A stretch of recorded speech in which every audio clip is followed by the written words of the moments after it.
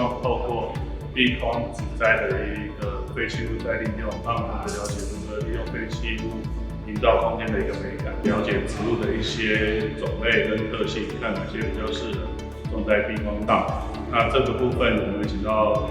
曹尔奎老师，也是他是业界的一个专家。那希望透过这样的业界经验，把这样的一个知识跟技能传达给学生。